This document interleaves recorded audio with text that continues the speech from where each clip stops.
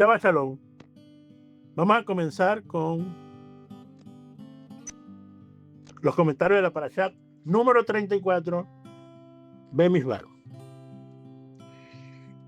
El nombre de esta parashá se traduce como en el desierto. ¿Cuál es el tema general de esta parashá? Son los censos que se les hicieron a los hijos de Israel.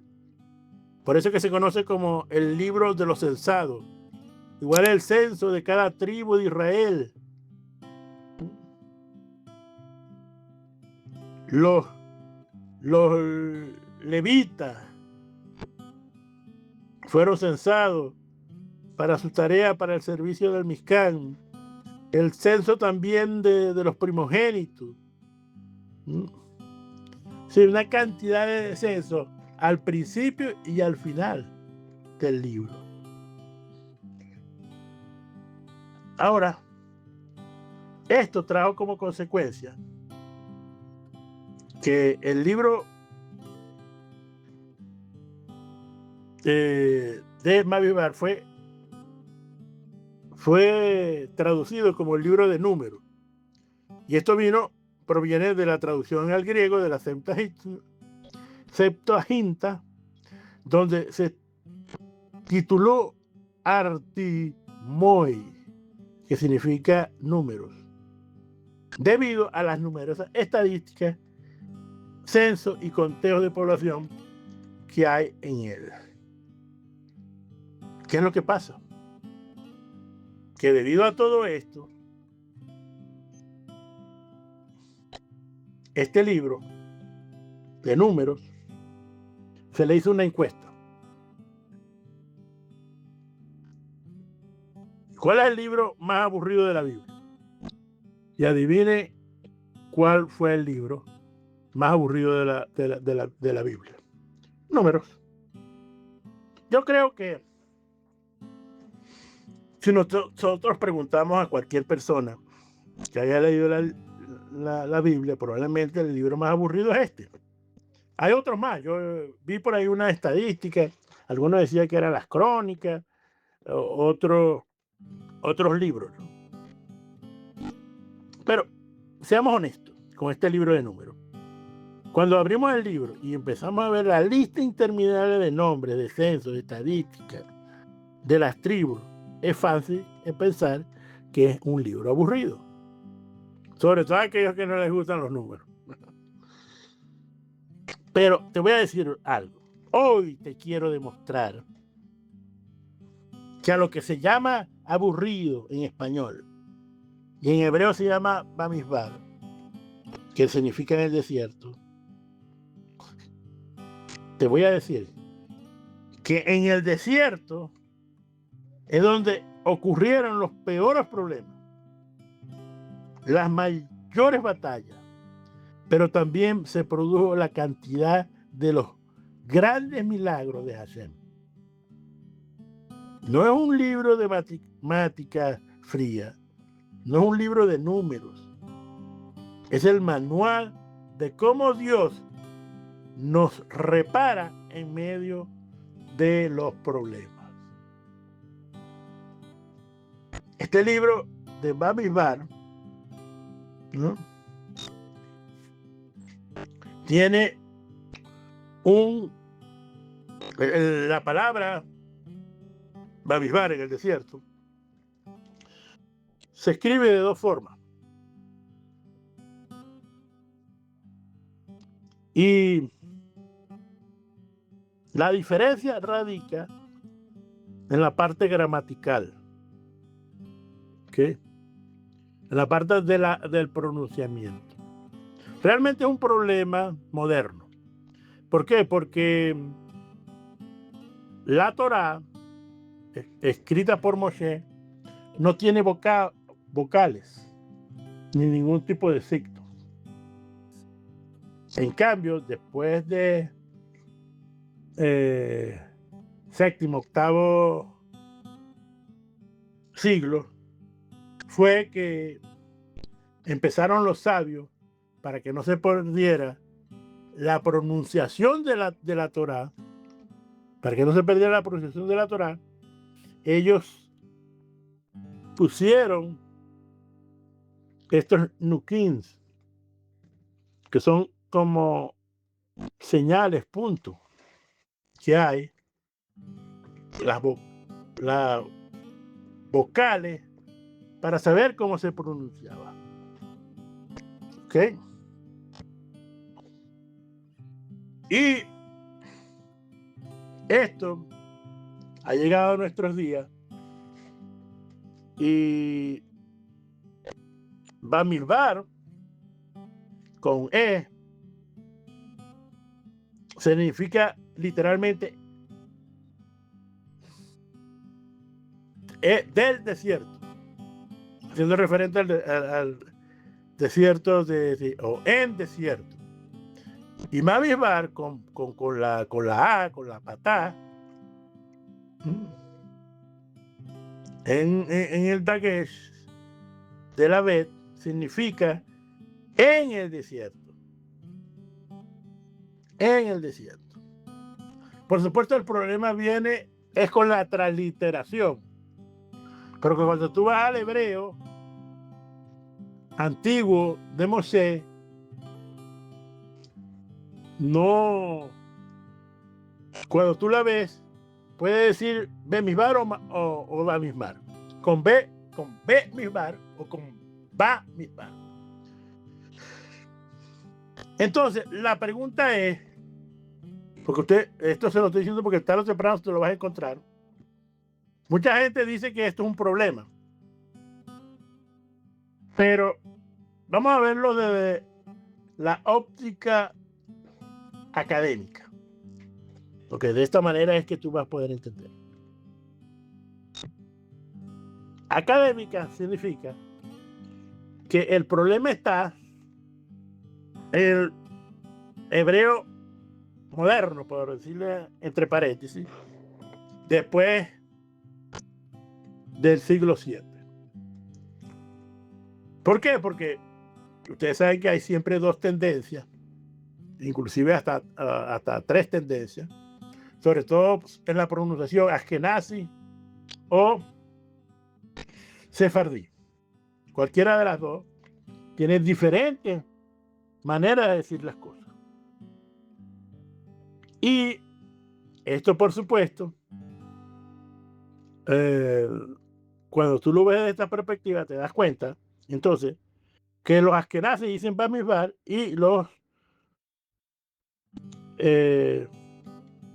Sefardí dicen Bamidbar con B. Uno con A y otro con B. No hay ningún problema. Porque el problema lo hay en la pronunciación y en la transliteración.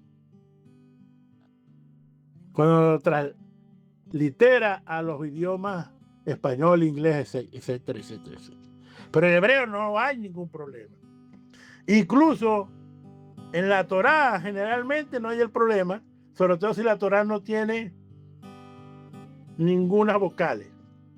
Y si tiene vocales, la mayoría que yo la he visto, como la de Rashi, la Torá Emet, por nombrar 2 que tengo aquí al lado mío, lo ponen con la E. Así que aparentemente, según la mayoría de las Biblias, se debería decir Bamidbar. Pero resulta que en el mundo anglosajón, cuando ellos puede ser que alguno diga Bamidbar, pero el problema también está que nada más se usa Bamidbar ¿para qué? Para cuando es un título. Por ejemplo, el título de la parashá sería Bamidbar. Pero también puede ser que el libro completo se llama Bamidbar. ¿Ok? Pero en la Torá sería Bamidbar. Es decir, que aquellos que dicen Bamidbar lo usan nada más para el título del libro, no con la Torá, no se están metiendo con la Torá, ni se están metiendo tampoco cuando dicen la parashá, que dice Bamidbar, perdón, entonces, cuando tú ves la parashá, sí, cuando ves en la Torá, ves entonces que pone Bamidbar. Así que, basado en esto, entonces, no se complique. Lo que pasa es que, ¿por qué se usa Bamidbar con A, con la patá? El dagesh con la patá. Significa que en el desierto no es un lugar físico, sino una condición mental y espiritual necesaria para recibir la Torá. Al cambiar de Bamidbar a Bamidbar, los sabios enseñan que el ser humano debe transformarse a sí mismo para conectar con Hashem. ¿Qué pasa con esto? Bueno, que aquí nos están dando una interpretación. Se usa Bamidbar para que tú entiendas que la Torá es el medio para conectar con Hashem. Que el desierto, que va a traer problemas, va a traer caos en nuestras vidas, es la manera como el Eterno nos pone las pruebas para nosotros elevarnos. Para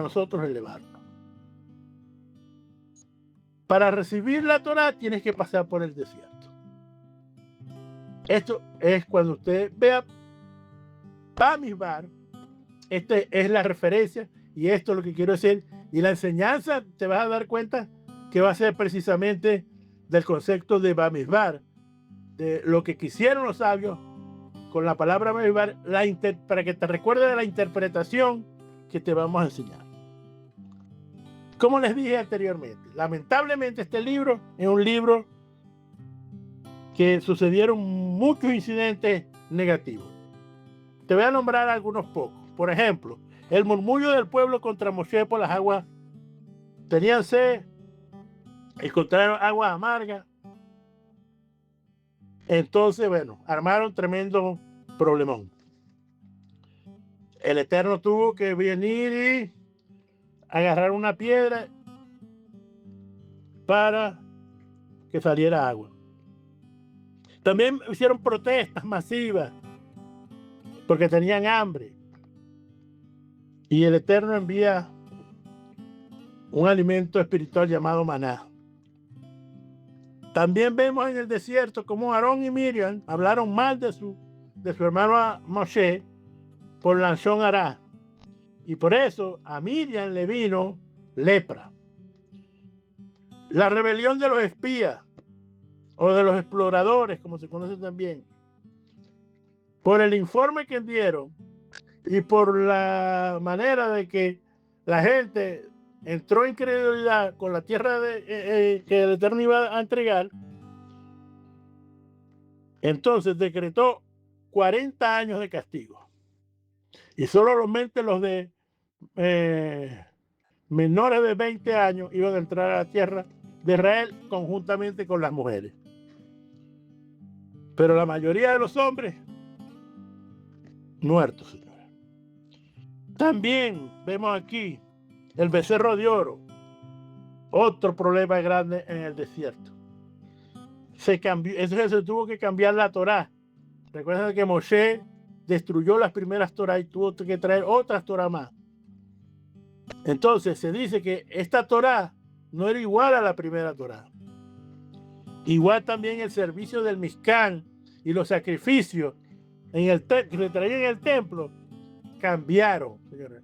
Porque como dice el Eterno, cuando al pueblo de Egipto, cuando el pueblo salió de Egipto, Hashem no les pidió nada de holocaustos ni de sacrificios. Nada de eso. Eso pasó por el error de haber cometido de la rebelión sobre el becerro de oro que se rebelaron contra Moshe. También la rebelión contra de Cora, que fue una rebelión en contra de Moshe y se murieron más de 250 nazí, es decir, eran líderes, señores, que conocían la Torá, que eran inteligentes y murieron por la rebelión contra Moshe. La mortandad del pueblo por hablar mal de Moshe. Murieron creo que 23,000, algo así. El incidente de Balak y Bilán, ¿lo recuerdan? Bueno, maldición para Israel. También pudimos ver cuando fueron atacados por serpientes. ¿Por qué? Porque se quejaron contra Dios de nuevo. Y finalmente, señores, las guerras contra Israel, especialmente la de Amalek, señores. Esto para nombrarte algunas. Esto es para decirte que el libro en sí no es tan aburrido. Aquí hay material para Netflix, para Hollywood, se le digo. Es un libro de los problemas, de los conflictos, de las peleas. Así que no es tan, así cuando tú te das cuenta de todos los que hay, bueno, hasta el punto que al pueblo de Israel, por este libro, se le dijo que era un pueblo duro de servir. Dice, por cierto, dicen en broma que este libro es un libro muy antisemitista. ¿Por qué? Porque, bueno, habla todo el mal de los hijos de Israel en el desierto. Y ellos dicen que, bueno, que este libro debe ser nada más para los judíos porque los trapos sucios se lavan dentro de la casa. ¿Qué más nos enseña la palabra Bamidbar en el desierto? Cuando vemos la palabra en el desierto, ¿verdad? O desierto, cuando lo vemos en español, por supuesto que te dicen desierto, obviamente que a ti te vienen las regiones estas, como la del Sahara, que es una región calurosa, seca, árida, sin vegetación, inhóspita. Desértica, sin nada de vida alrededor. Pero cuando tú ves la palabra Midbar, no es un lugar sin vegetación, sino un lugar de pasto y de refugio de animales. Fuera de la ciudad, un pastizal muchas veces tiene cuevas. Es decir, que cuando tú ves un desierto, y específicamente un desierto en Israel, bueno, un midbar es otra cosa. Otra de las interpretaciones que tiene esta palabra midbar es ¿cuál? Bueno, muy interesante, que es que viene de la raíz de la palabra davar, que significa hablar, decir, pronunciar palabras. Por lo tanto, el midbar, el desierto, es un lugar donde puedes conversar a solas de cosas importantes e íntimas, un lugar de encuentro íntimo fuera de la bulla de la ciudad, un lugar para recibir revelación de parte de Hashem. ¿Para qué sirvió el desierto? En Deuteronomio 8:2 dice: y recordarás todo el camino por donde te ha traído Hashem tu Eloah en estos 40 años en el desierto. Moshe le está diciendo al pueblo: mire, recuérdense estos 40 años por todos los sitios donde pasamos. Y la razón es, ¿para qué? Pasamos esto para afligirte, para probarte, para saber lo que había en tu corazón, si habías de guardar sus mandamientos o no. Te afligió y te hizo tener hambre, te sustentó con maná, comida que tú no conocías, ni tus padres la habían conocido, para saber que no solo de pan vivirá el hombre, más de todo lo que sale de la boca de Hashem vivirá el hombre. Esto es muy interesante, porque esto nos enseña, número uno, que la Torá es el único método para poder salir de los problemas, de los conflictos, de las pruebas que Hashem nos pone. Porque aquí Hashem te lo está diciendo: no solo de pan vivirá el hombre, sino de toda la que sale de la boca de Hashem vivirá el hombre. Es decir, y esto es una referencia a la Torá. ¿Y dónde se fue entregada la Torá? En el desierto, que por cierto, ya para el próximo viernes sería Shavuot. Sería Shavuot, señores. Jueves y viernes, creo. Sería Shavuot, la entrega de la Torá. Y entonces nos hace esta referencia. Entonces dice aquí, como dice en 1 Corintios 10:1, Rashaul, haciendo también referencia al desierto, dice: porque no quiero, hermanos, que ignoréis que todos nuestros padres estuvieron bajo la nube y todos pasaron por el mar, y en Moshe todos fueron inmersos ritualmente en la nube y en el mar, y todos comieron del mismo alimento espiritual, todos vivieron de la misma bebida espiritual, porque esa bebida de la roca espiritual que lo seguía era la roca que era Mashiach. ¿Ok? Y aquí empieza a hablar, pero Dios no se agradó de la mayoría de ellos, por lo que quedaron prostrados en el desierto. Mas estas cosas sucedieron como ejemplo para nosotros, para que no codiciemos cosas malas. Esto es muy importante. ¿Para qué sucedieron? ¿Para qué es todo esto? ¿Para qué tú lees el libro de Números? Para saber, ¿verdad? Para que seamos ejemplos, para que tú no hagas, para que tú no seas alguien de dura de servicio, que tengas un corazón de piedra. Y fíjense las cosas que dice. Aquí hay varios mandamientos de la Torá. Es decir, no codiciar cosas malas, como ellos codiciaron. Ni ser idólatra, es decir, no a la idolatría. Como alguno de ellos, según está escrito, se sentó el pueblo a comer y a beber y se levantó a divertir. Esto con referencia a el becerro de oro. Ni tengamos relaciones sexuales ilegítimas, que es otra de la tercera que vemos aquí en mandamiento. Como algunos de ellos hicieron y cayeron en un día 23,000. Imagínense. Ni tentemos al ungido, como también algunos de ellos lo tentaron y perecieron por la serpiente. Ni murmuremos, como algunos de ellos murmuraron y perecieron como el ángel destructor. Aquí vemos dos mandamientos. Uno es que no tentar a Hashem, no tentar, no murmurar, no decir cosas incorrectas, de no mentir, de no lashon hará, etcétera, etcétera, etcétera. Tenemos entonces aquí dos más. Y dice, como algunos de ellos murmuraron y perecieron por adentro.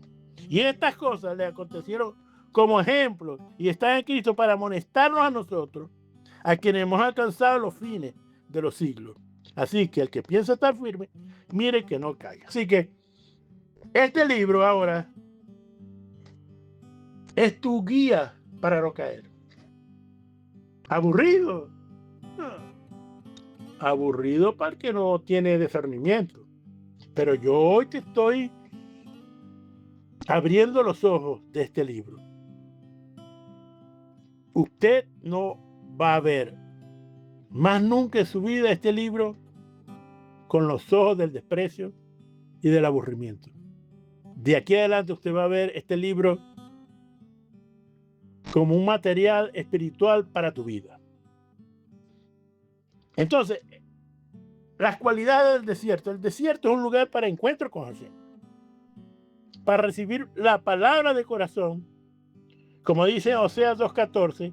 Pues aquí que yo la traeré y la llevaré al desierto y hablaré a su corazón.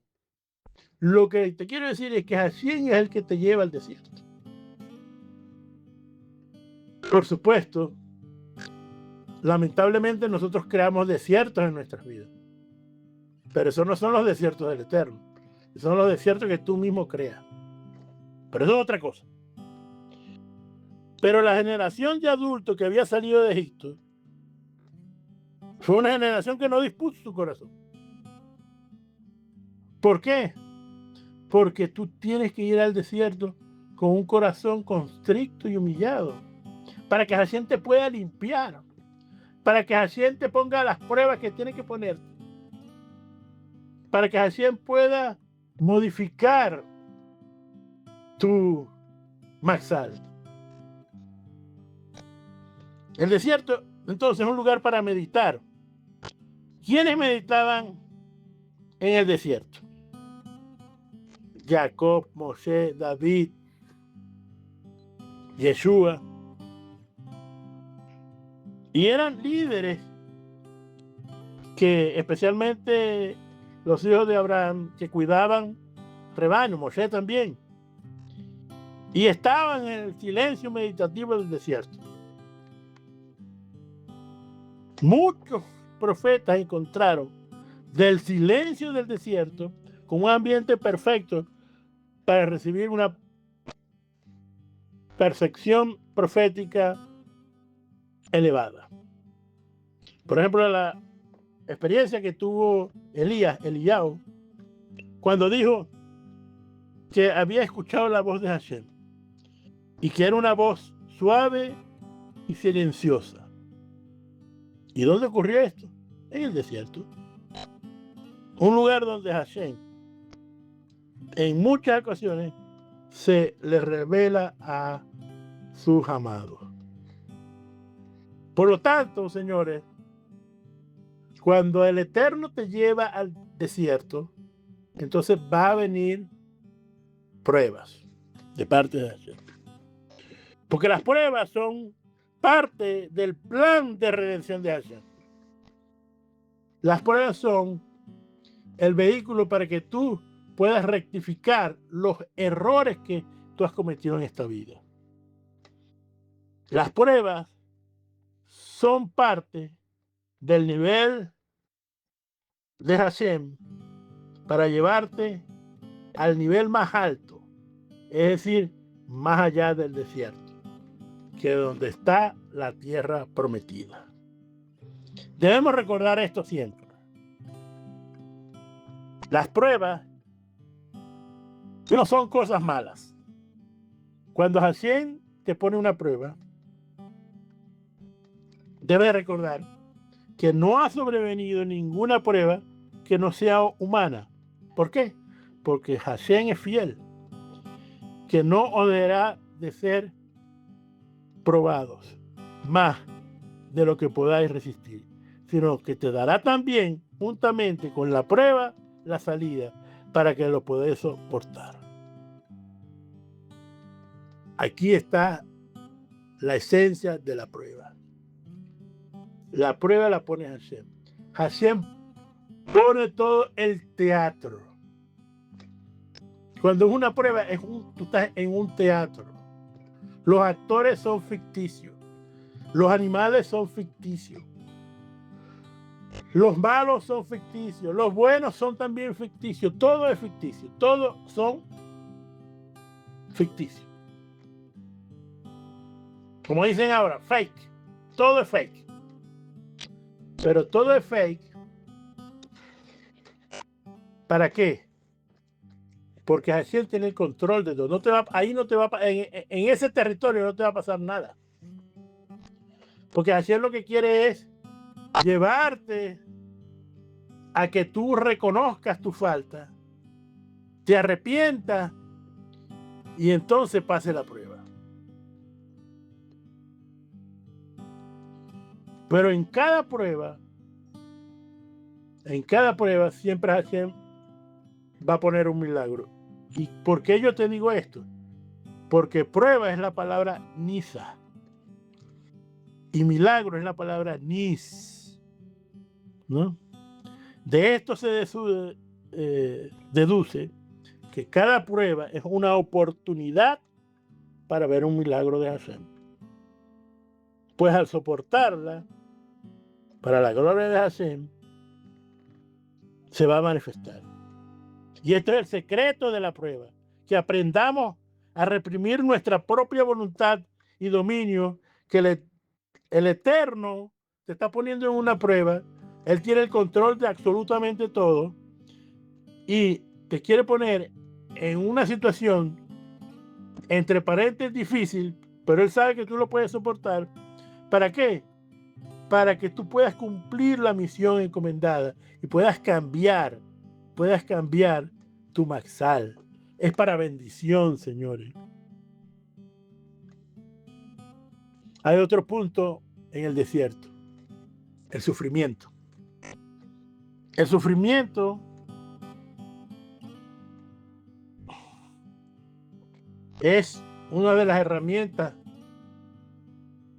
para hacernos cambiar. La palabra hebrea para sufrimiento es la palabra Sahara, que viene de la palabra Sar, que significa estrecho.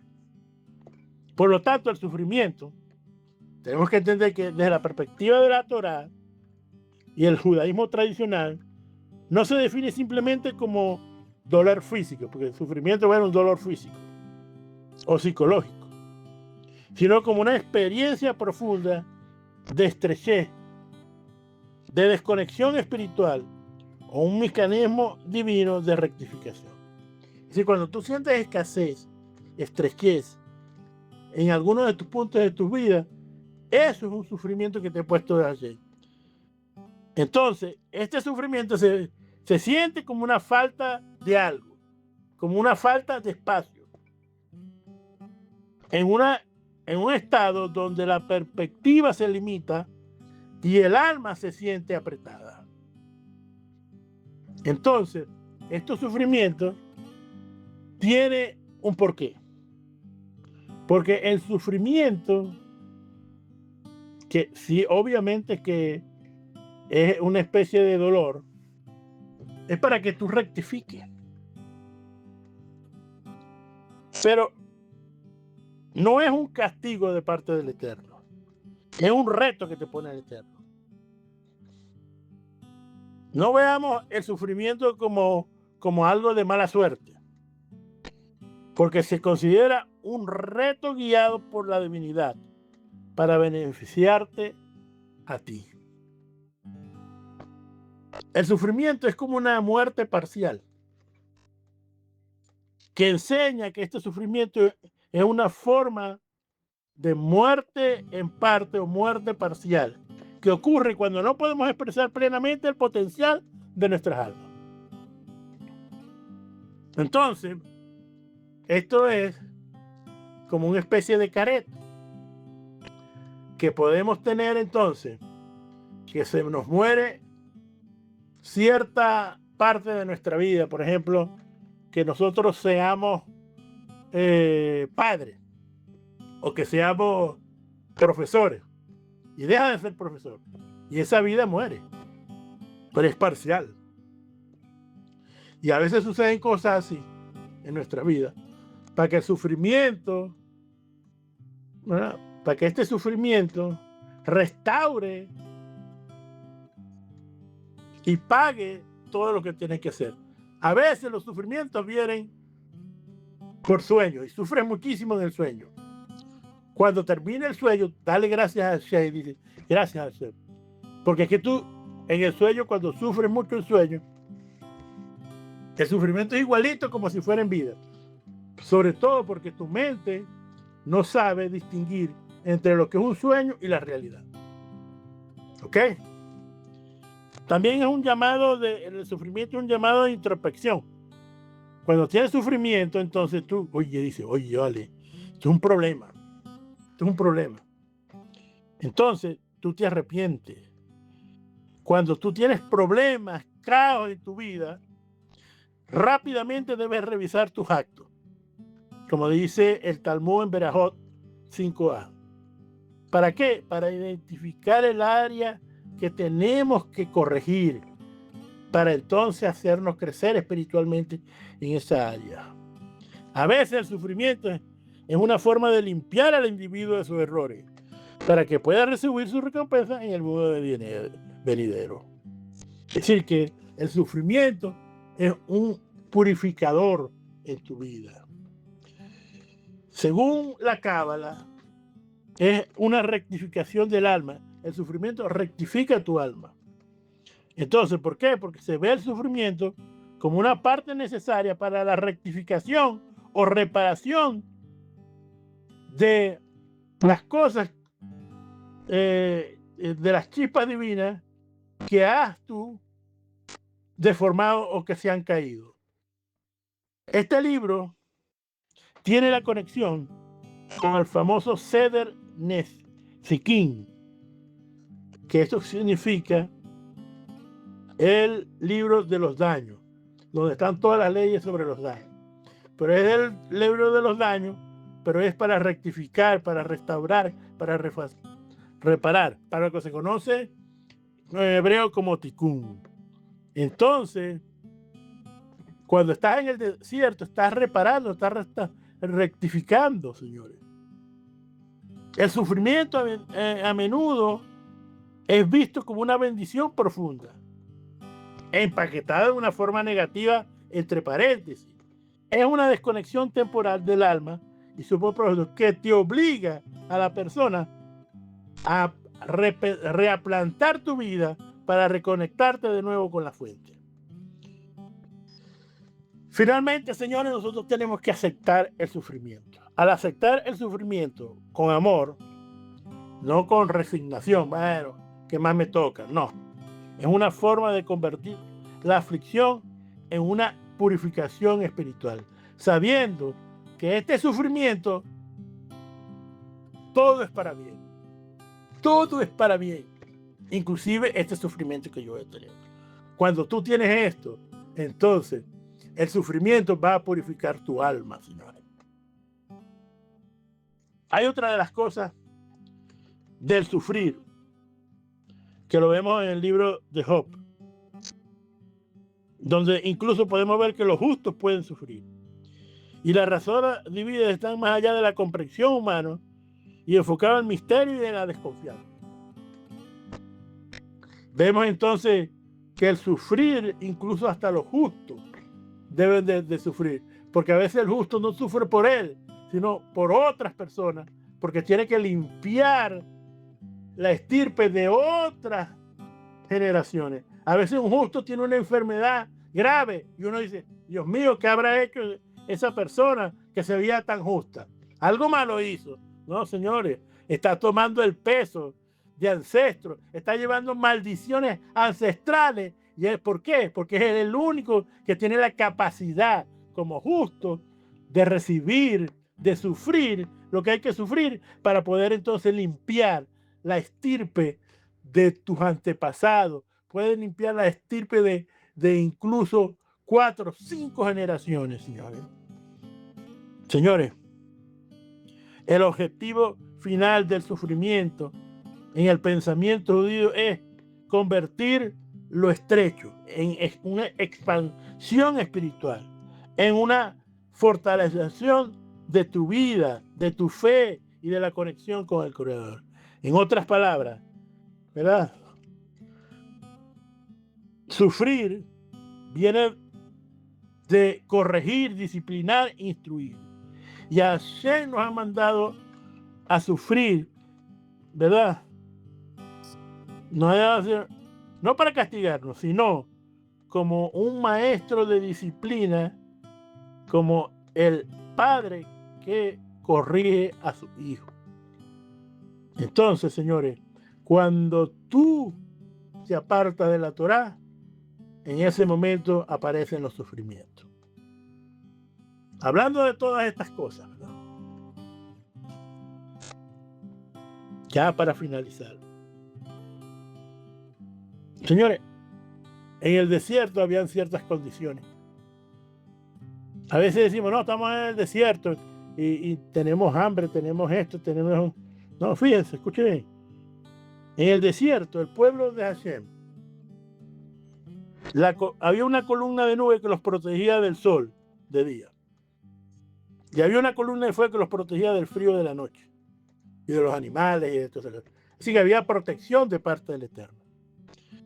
Hashem por 40 años lo sustentó con maná, con avecilla y con agua.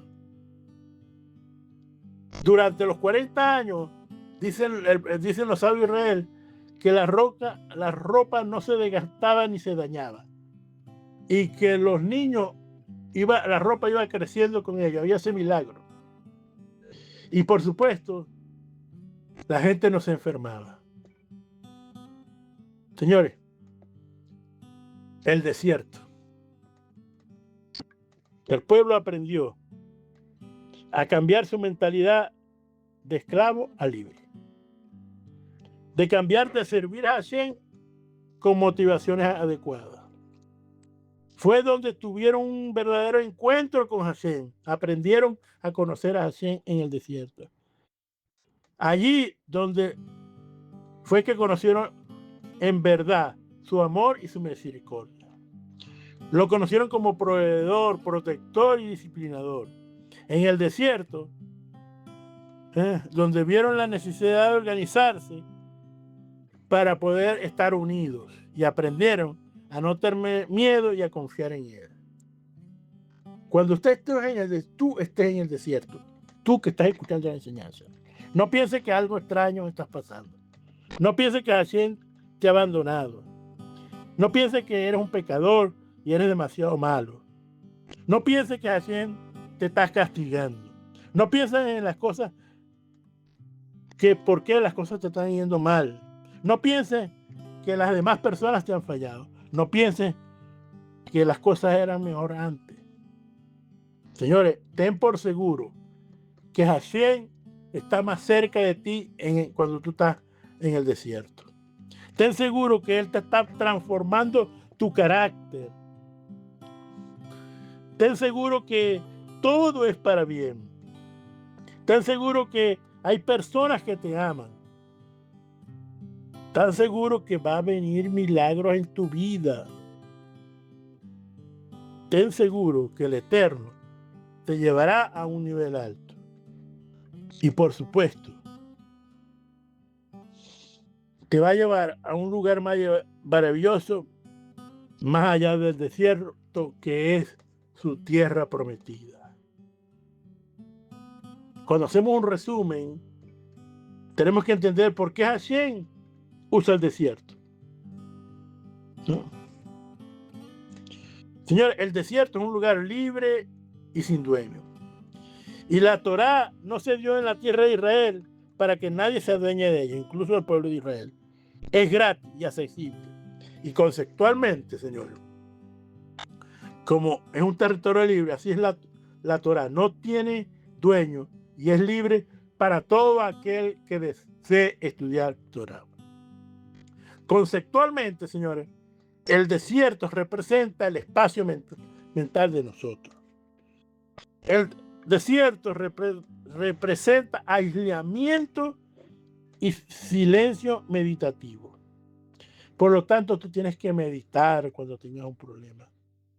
Tu mente tiene que estar como en el desierto, libre de pensamientos extraños del mundo, para que entonces la Torá pueda echar raíces en ella.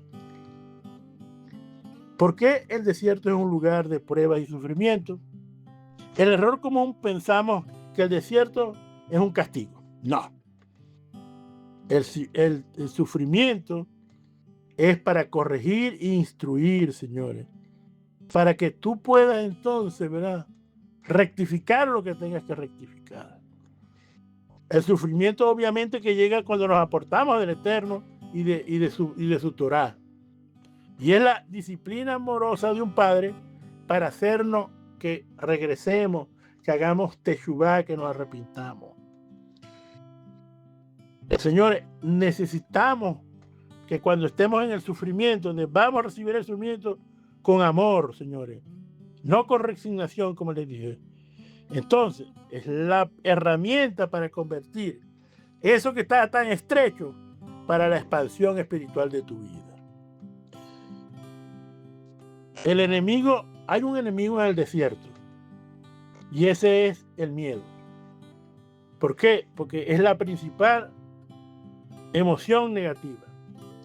Paraliza y ata. Como está escrito en Job, el temor que me ha espantado me ha sobrevenido y me ha acontecido lo que yo me temía. El miedo siempre atrae lo malo porque destruye la fe. Y la solución absoluta, ¿verdad?, de estar en el desierto es la emuná, es tu fe. En medio de tu crisis, de tu problema, del caos en tu vida, escucha bien, necesitas tener fe que Hashem tiene el control absoluto de todo. Que todo lo que Él hace es para nuestro bien. Y por lo tanto, el miedo, la tristeza, la depresión no tiene derecho legal en tu mente. Dios está tratando de enviarte un mensaje y Él quiere que cambies y mejores algo dentro de ti para que nosotros podamos conquistar la tierra prometida. Tendremos que pasar siempre por el desierto. Por eso, hermano, el desierto es una necesidad. Hashem nos lleva al vacío del desierto para vaciar de miedo y de llenarnos de emuná. Cuando cambias la queja por introspección, ¿verdad?, por arrepentimiento, la estrashe se convierte en expansión y tu sufrimiento se cumple para un propósito de vida. Se produce el gozo de haber superado la prueba. Corregir tu camino para recibir la Torá en tu corazón. Debemos corregir nuestro camino para poder recibir la Torá, señores. Cuando sientas que estás en una situación difícil, estrecha, llena de caos, cuando las pruebas se pongan difíciles y el panorama sea difícil y tu mente no puede más, recuerda que la prueba